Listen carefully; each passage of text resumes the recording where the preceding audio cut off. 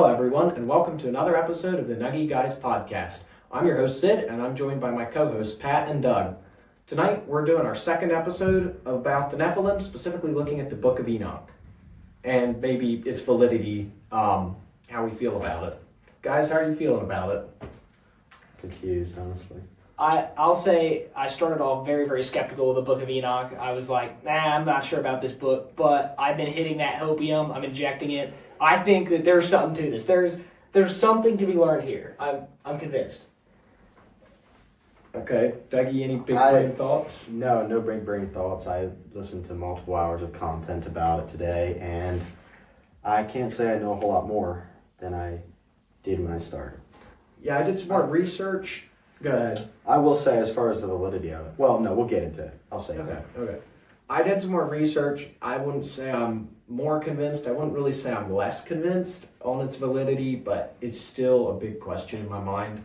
I do have a little better understanding of who might have written it. I think, is that something we should get into first, maybe? Yeah, let's hit that pretty quickly. Do you have much to say on that? Well, so a lot of people would say it was authored by multiple people, which I was unaware of. Probably none of it was authored by Enoch. You could maybe argue that some of it was, and then it was recopied, something like that. I mean, if it was truly a pre-flood text, it would have had to survive on Noah's Ark. Man, I don't know. Why did I want to say the Titanic? I really wanted to say the Titanic. It would have to survive on Noah's Ark, and it probably would be recopied. But I think a lot of people are saying, most likely, at least the first book. It's also split into multiple books, which we'll get into. But a lot of people would say it wasn't written until 300 to 200 BCE, and some of it up to 100 BCE.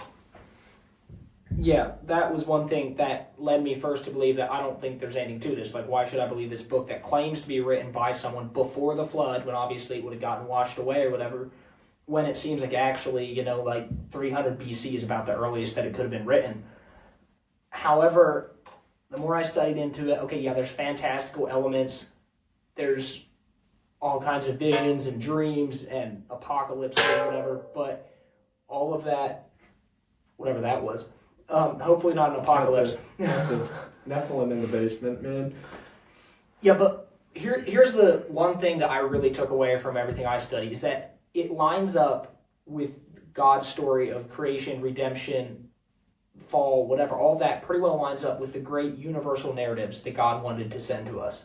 So you could say, okay, I don't think this fact is true. Okay, that guy didn't eat off a persimmon tree, he ate off a lemon tree. I don't care. The great overarching narratives, I think, are right. Okay. Sure. But I do want to get into historical value, too, because that's primarily my concern as it relates to the Nephilim was this guy an accurate historian? Okay, so the first real copy of the Book of Enoch that we have is from the Ethiopians. It was preserved by the Ethiopian Church, whatever. They have found fragments of it in the Dead Sea Scrolls. That is true.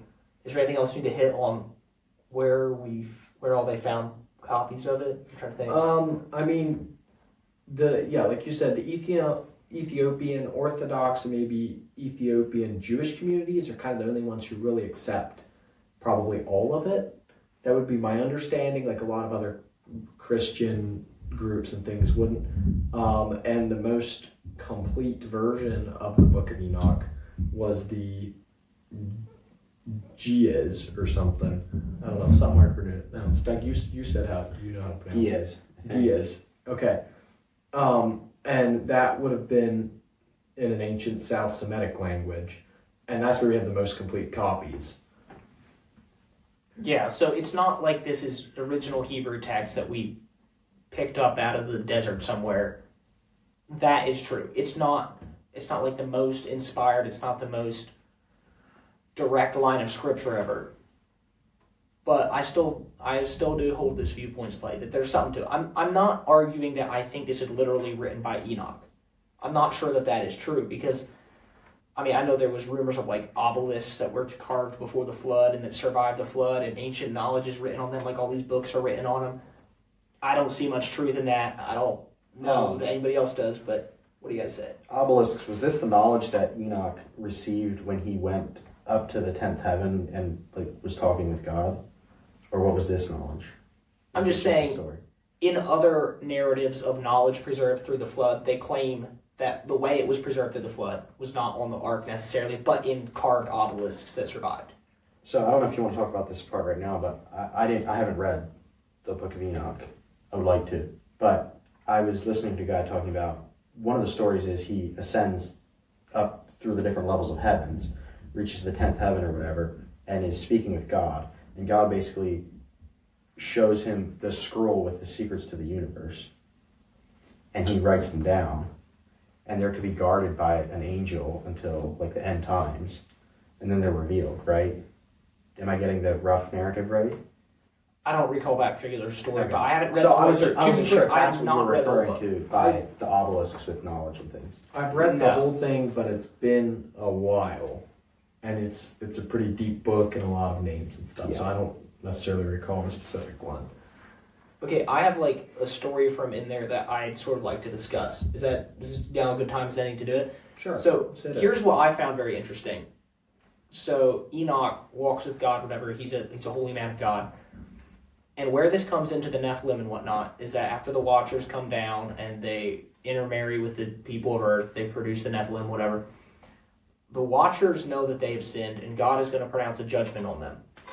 But the Watchers, according to the Book of Enoch, go to Enoch and say, would you make an intercession to us with God? Because, you're someone who has access to God. We're about to be judged. We'll confess to anything. We'll say, okay, yeah, we did wrong. But can you ask God to intercede for us? Sort of like Abraham and Lot, except for that Lot didn't ask for the intercession. So he goes up to God to intercede for them, and God says, no, you all sinned. You knew exactly what you were doing. You do not get a lenient punishment just because you're willing to say you sin now. And so Enoch is sent back with a condemnation. He's sent with a curse on them, saying, look, you will be judged. Here's what's going to happen to you. You are going, part of your judgment, not only will you be bound in chains and whatnot, part of your judgment is that you're going to watch your children, the Nephilim, die and kill each other. That's going to be part of your torture. And I just thought it was a very interesting element, whether or not you believe it. I never really thought about this before, that angelic beings would ask a human to intercede for them. Yeah. Because I'll throw this in, Enoch was a very special guy. Right? He's one of the only two people in the Bible that did not die. Yeah, Elijah. And the Book of Enoch, at this point, we should maybe cover what the Book of Enoch is actually about. It's written first person, right? Yes. Mostly. And it's accounts of his visions and events of his lifetime, correct? Should we look at how they split it up? Yeah, look at how they split it up, because it is very good at. So the first book is considered the Book of Watchers, First Enoch 1 to 36. The Book of Parables of Enoch is the second one, 30, and that's chapters 37 to 71, also called the Similitudes of Enoch. The third book is the Astronomical Book, and that's chapter 72 to 82, called the Book of Heavenly Luminaries or Book of Luminaries. That one I remember reading through, and it's just very confusing, the whole view on the world and the firmament and things. But you see some stuff, it reminds you of Job or something like that, maybe one of the books Solomon wrote. The Book of Dream Visions is chapters 83 to 90, also known as Book of Dreams, and the Epistle of Enoch is 91 to 108. And depending who you ask, these were all independent works with different dates of composition, blah, blah, blah, blah, blah. And somebody eventually compiled them and called them that. Okay, here's my question. Also, within one of these sections is contained the Book of Noah, it's sometimes called. It's a perspective, it's an account written sort of from Noah's perspective. Okay. Do you remember what chapter that is? I can't think of what it is. I just thought it's interesting that there's also an account from Noah supposedly written in here, which I didn't actually expect to find. For reference to the story you were telling earlier about Enoch being asked to intercede for these Watchers, that's chapter 13, and yeah, you're right, that's pretty much how the story plays out. Although the reason they had access to Enoch is because Enoch was hidden and he had activities to do with the Watchers, and the Lord blessed him and said, the Watchers called him, and the Watchers called me Enoch the scribe and said, Enoch, thou scribe of righteousness. It's very pieced together. Well, that's the other thing. There's a lot of argument about who all edited these things, because it was clearly, or it looks put together and edited and like tried to make this make sense. Sorry, for context, viewers, we were just looking at a verse that I started reading and then got very confused about. And part of that is because of how the whole thing is stitched together. Like the wording is, I don't know. It kind of seems like they didn't have a complete copy when they went to write it all down. Yeah, that could be. No. Yeah, that is one thing to note about Enoch, is that it's not all just straightforward, this happened, then this happened, then this happened. It's almost, would you say, like Revelation style almost, where like things have a confusing timeline. Exactly. So anyway, where I was going was Enoch was pretty much sent to the Watchers and supposed to prophesy to them or tell them of their judgment. And then the Watchers say, hold on, would you please intercede for us? They were afraid and they drew up a petition that they might find forgiveness. And that was rejected.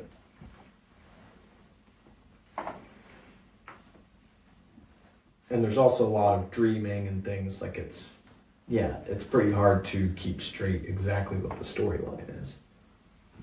Okay, here's another thing I wanted to hit. I noticed that Enoch refers to a new heaven and a new earth, which is rather unique, because am I wrong? Tell me if I'm wrong. Does the Old Testament ever refer to that? It is only once you get to the New Testament that the plan for making a new heaven and a new earth comes about. Am I right? What does God say about the flood? When he says, I'm not going to destroy the earth again with a flood, does he reference a new heaven and a new earth after that or not? Like the places that you would think to look for it, maybe there. Sure, there could be some other places like Job or Isaiah or somebody who's got a lot of visions and a lot of crazy stuff going on. Here's sort of where I'm going with that. Obviously, the Jews of Jesus' day did not think there was going to be a new heaven and a new earth. They thought the Messiah had come. The Messiah was going to rule on this earth, was going to bring about all the great things that had been prophesied about the Messiah. Enoch is very clear that he is convinced that there will be a terrible judgment of fire. Just like there was going to be a judgment of water, there was going to be a judgment of fire. It was going to burn the earth. We were going to have a new heavens and a new earth, and then the Son of Man, as he refers to him, would reign over that. And I thought, that is surprisingly accurate compared. If this book was written before Christ, then I don't see how he got that except for some type of revelation or lucky guess. I mean, I don't know. It had to be written before Christ if it's in the Dead Sea Scrolls, right? Because they I don't know that part was. What's the estimated timeline? It's like 1 to 300 BC, right? 100 to 300 BC. Right. Yeah, well, but 300 to 100. 300, yeah. But it could be up to 100 AD. I did see some people say it could have been just slightly after. Parts of it, not all of it. Because again, like... No, like even the first part like, of the book, which is believed the Book of the Watchers, there's reference to a great judgment, and I believe there was reference to a new heaven and a new earth as well. I can't quote the verse off the top of my head. Here's the other thing. Whoever wrote this book is very convinced in the resurrection of people. Not like the Sadducees were. So that's something I wanted to bring out. Is it the Sadducees who didn't believe in angels? Or what was their belief? They believed in no resurrection, and therefore they reject? I'm not sure if they rejected angels or not, but like there was a distinct difference there versus what a lot of people believe. This was definitely an ongoing fight about the resurrection and that kind of thing. And Enoch is very big on the thing of the resurrection, the dead being raised and then being judged. So I thought that was interesting. Another thing to point out that I found interesting, I don't remember if we had this last time. The idea is that during the flood, the Nephilim were wiped out, right? But their spirits had to linger on Earth because they were not celestial beings or whatever, at least not completely. And they are what we would consider demons nowadays. Okay, so that was the verse. Last time for the record, I was looking for the verse because I read it and I could not find it while we were talking. But I have it here. Chapter 15, verse 8, and I'll just read a little bit of the text. It might be verses 8 through 11, 8 through the end of the chapter. And now the giants, who are produced from the spirits and flesh, shall be called evil spirits upon the earth, and on earth shall be their dwelling. Evil spirits have proceeded from their bodies, because they are born from men, and from the holy watchers in their beginning and primal origin. They shall be called evil spirits on earth, and evil spirits they shall be called. As the spirits of heaven, in heaven shall be their dwelling, but as for the spirits of the earth which they were born upon the earth, on the earth shall be their dwelling. So there's a distinction there between, they're talking about some heavenly spirits that are not part of the Nephilim spirits, versus the earthly ones who would be spirits of the Nephilim. And the spirits of the giant afflict, oppress, destroy, attack, do battle, and work destruction on the earth, and cause trouble. They take no food, but nevertheless hunger and thirst, and cause offenses. And these spirits shall rise up against the children of men and against the women, because they have proceeded from them. And that's where that helps tie in, and I just couldn't find these verses last time. That helps tie in what could have happened after the flood, how we came about to these Nephilim again. Yeah, and If we'll there hit was that. some pact or something made with these spirits. We'll hit that in episode 3 of this series, but the idea being that they would have made a pact with them, started worshiping them, something of the type, I guess, to bring that Nephilim influence back in the land of Canaan and the giants and whatnot. Anything else you want to say on that story? That was sort of all. I just found that very interesting. That's this concept of how demons could come to be, and how they would specifically be interested in the earth versus just staying in spiritual space. Like, why be interested in humans that much? Yeah, I think we should let it till next time to really dive into that again. Unless you want to get into it this time. But I think that more fits next time. Okay, back to what you were saying about the final judgment for the Nephilim. Is that what you were saying? And a new heaven and a new earth? Yeah, I mentioned that. Chapter 10, which is definitely part of the first Book of Enoch, which is arguably the oldest book, in my understanding. Yes. Chapter 10 does refer to it. Verse 13, in those days they shall be led off to the abyss of fire and torment, and in prison they shall be confined forever. They shall be bound to the end of all generations. And they destroy the spirits of the reprobate and all those who wrong mankind, and they destroy all evil work, and then shall the earth be tilled in righteousness. And they also talk about the 70 generations being bound in the valleys until the day of the judgment and their consummation, till the judgment that is forever and ever is consummated. And it's implying that after that there would be this time of peace in this new land. And so that would arguably be before Christ, definitely. Because if you're right... You think that's before Christ? Why? I thought that's saying the final judgment. No. I'm saying that was written before Christ. If any of the books of Enoch were written before Christ, I'm saying it's probably the first one, from what I could find. Well, it's probably very most difficult of to them. research. To be clear, probably or all of them. Probably all of them written before Christ, but there is a slim chance that some of them were written. This one definitively talks about exactly the way Christ describes it, pretty much. A great judgment and a new heaven and a new earth. There's definitely some reference to that. Yeah, I did also find interesting that they make it clear that they don't really call it a lake of fire. Like the eternal damnation is built for the angels who have transgressed, but also evil people will be thrown in there too. I was like, okay, that matches Revelation surprisingly well. Does that mean that Revelation copied it? Does that mean that he copied Revelation? Like, you tell me, but I was just impressed with that fact. But it's also really hard to find unbiased sources on this. Everybody is pushing a narrative. They either want you to believe it or they want you to not believe it. They're convinced it's demonic or they're convinced it's so angelic that and that's sort of what gets me is can we not just take it as here is something good to learn from, what could be true, take it like you take historical fiction. Yeah, why can't we do that? I don't know. I mean, I guess I'm a little more black and white. Like, if you maybe don't have to believe all of it, but if you're going to say some of it's not valid historically, then why would you say any of it is? Like, if you say, oh, this book is kind of true, then I'm like, okay, well, is it true or is it not true? But it's hard to say, because it was written by multiple people, whatever, transcribed. I mean, there's other books of the Bible that were written by scribes for someone. Like we do see Yeah. that some, or somebody's inspired to write about someone else from longer before that they might not have met. Mm-hmm. I think that might happen, but I could be wrong. Well, yeah, they could be said about a lot of the books of the Bible that we can't actually trace their exact lineage always. Like, you can't be like, oh, this is absolutely written by Yeah. Isaiah or whatever. Actually, Right. maybe we can trace that one. But it's so long ago, you can't, I can't scientifically prove everything to you. Like, and I'm not out to try to do that. It takes some faith no matter what you're believing. But what I'm pushing is that maybe details are wrong, maybe things are wrong, maybe pretty much everything about it is wrong, but what it is right on is the fact that God may allow evil to prosper for a short time, but in the end, there is a judgment coming for everything you do. And the other thing he really hits on is that everything is written down in books. Whatever you do is written down, and some of the Old Testament pushes this too, right? And I thought, okay, that at least is a good lesson to like think about that everything you do is going to be judged. It doesn't matter if right now you're prospering and doing evil. It doesn't matter if people around you are evil and doing well. In the end, everything will be brought to judgment.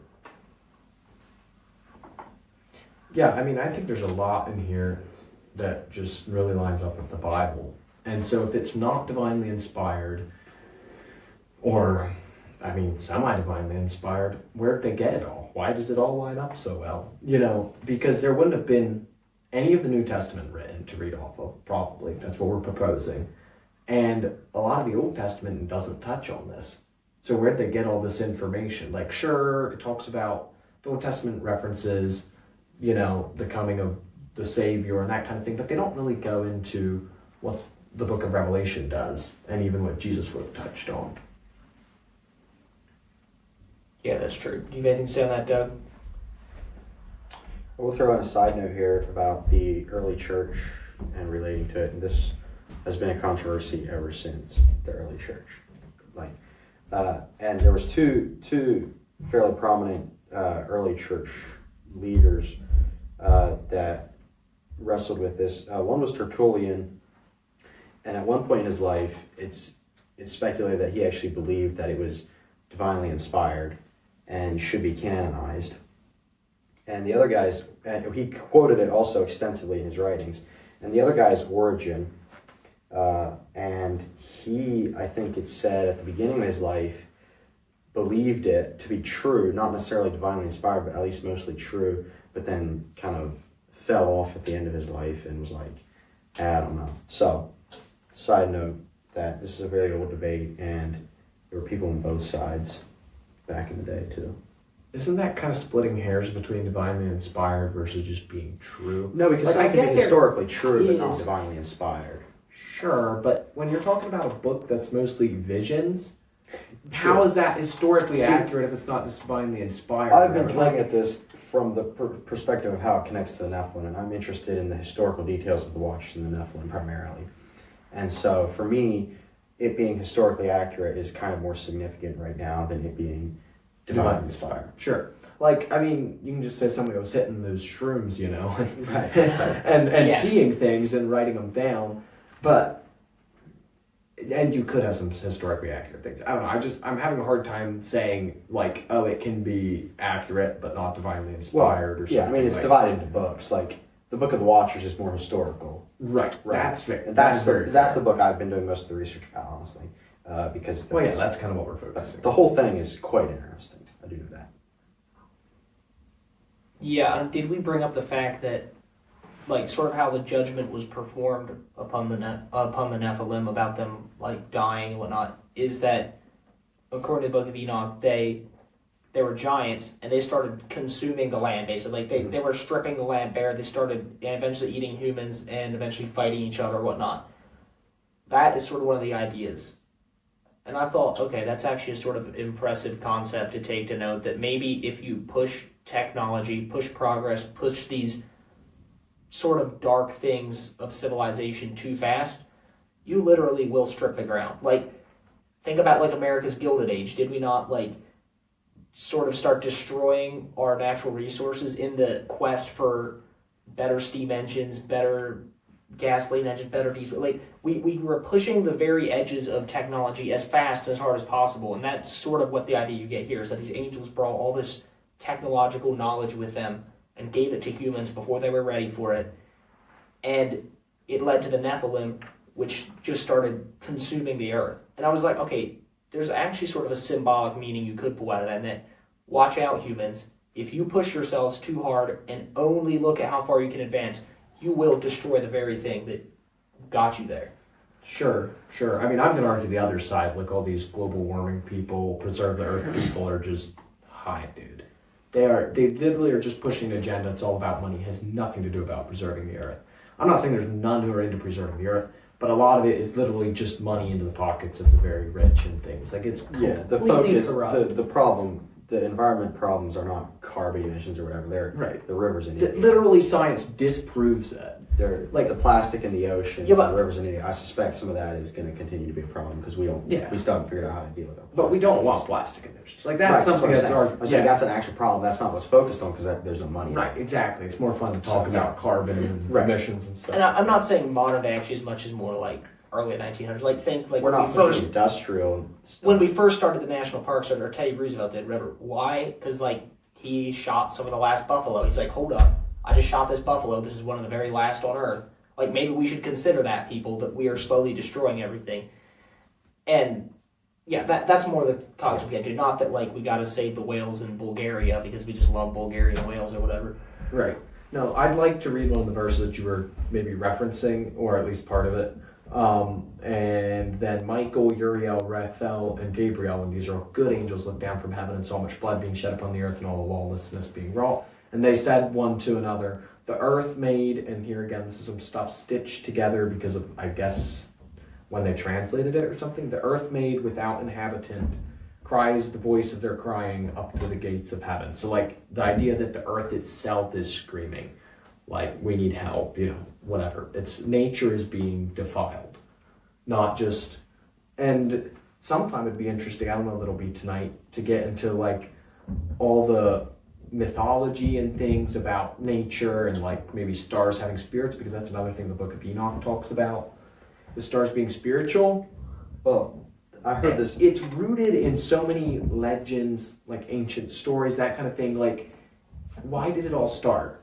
Did people just all hallucinate the same thing across all kinds of Right. Why centuries does and every things, or why culture did- worship the planets and something? Right. Why is there so much behind spiritual beings in the earth, in the sea, in the sky, in the stars? And we can say it's because God just put that nature to look for God in us. But we could say, hey, there might be more to it. Maybe we should do a full episode on that, on extra biblical accounts of angelic beings coming Mythology down. or Yeah. Yeah, well, like how far you want to go? Like, are we talking about like would it just like devolve into like UFO I sightings? want to talk what are we about hitting? ancient texts that also mention angels coming and bringing knowledge. Okay, that's Sure, that's valid. but Are even we gonna start hating on the Mormons or like? They don't count. but no, what I'm saying is like ancient Chinese. There's always dragons, right? Common theme across many centuries is dragons. Another common theme is, like you said, the celestial bodies having spirits or whatever and getting worshipped. And I think there's a lot there. Like, why is that so common? Like, why weren't they worshiping the trees instead of the stars or something? Sure, you can say it's more mighty, but some people worship just about anything. Is the other? I mean, I was going to way point look out at they that. did worship the trees. They worshipped just about anything that they could think of. No, I'm actually not against getting into that tonight. If you want, like we haven't been going that I haven't researched Okay. it enough. Yeah, it is unique to think that pretty much every culture on Earth has come up with the idea of semi-angelic beings that can be corrupted, that then become sort of like demons that bring terror and misery wherever they are. That's unique that we all decided to think of that. So there's probably truth to that. But you could believe that without believing in the Watchers, right? Yeah, correct. Because You that's might part of the believe Watchers narrative too. Yeah, that's definitely true. You don't believe in the Watchers and whatever all the Book of Enoch has to say about it. But you mentioned they say that the stars have spirits. I missed that part. Like, Yeah, I don't remember where the books start, but a lot of the stars are spiritual beings who fell, and that was their punishment. Yeah, I mean, we could do a whole episode or multiple episodes on that. I don't want to drag this series too long. I want to move on to other things someday. Sure. But yeah, we're gonna do. no, I love this. To be clear, we're gonna do some podcasts in between Yeah. that are not just this. Just The a series side will be note, broken up. in Chronicles of Narnia, it's the other way around. He was a star, and he was punished by becoming a entity that had to live on Earth. Remember? Yeah, that's true, actually. In But- the Dawn Treader book, I think. No, you're Yes, right. Tom I don't Sawyer. think there's any stars that fell and were made to be stars because they fell at something else. Was there? Right. I'm saying They didn't- no, the no, guy no. was a star, and Because he He was- fell. no, he was a star, and he was like Right. relegated to Earth, and he was living on this island. And then like Edmund or someone asked him like what he did to deserve that, and he's like that's for angels to know or whatever. Right. No, you're right. I was just curious if they ever had it the other way Oh, around. I don't know. I was just I don't that was think where my they do mind that. went when you said Yeah. No, punishment. it's No, I interesting. did. I thought of the same thing. I was like, okay, wait, so we're punishing stars now? I do find it interesting that stars have always been such like a mythological object. Like everybody looks at the stars and thinks hope for some reason. Pretty much always they're like a call to something greater. They're a hope, which is unique. Like why did God make us all feel that way? There's also always been the feeling that there's knowledge there that can That's be true. uncovered. And the Book of Enoch does deal with that because I don't remember what name of which angels specifically like brought down the knowledge of stargazing and reading the stars. But yeah, the idea is definitely there too. Yeah. I mean, we could reference which angel that was, but I don't think that's. It doesn't really matter. The point is that Because I think we did want to get into that some other episode, right? Like the witchcraft that was taught and things, or not? yeah, we'll probably hit that a bit when we talk about Canaan. Okay. And like why did Nephilim show up in Canaan? That's what the next one in the series is going to be about. Why are there Nephilim? Why are there giants in Canaan? And theories about that. Sure. What else do you want to hit here? I pretty well covered all the things. I mean, I don't know. We believe in letting our viewers kind of figure out what they want to believe. Obviously, we kind of have our own beliefs, but I wouldn't say what I've studied. Sure, it's not all inclusive. It hasn't really convinced me one way or the other, more or less, but I've always kind of leaned toward it probably being true. I don't know. Ask me when I'm 50, you know? Yeah. See if I've made up my mind by then what I believe. No, I will.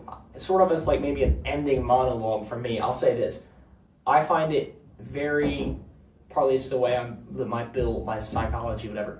But I love to think of myself as playing part in a broader drama of humankind, of humanity across the ages, and the Book of Enoch does give like credence to that or whatever, and that humans are trying to defend against these demonic powers.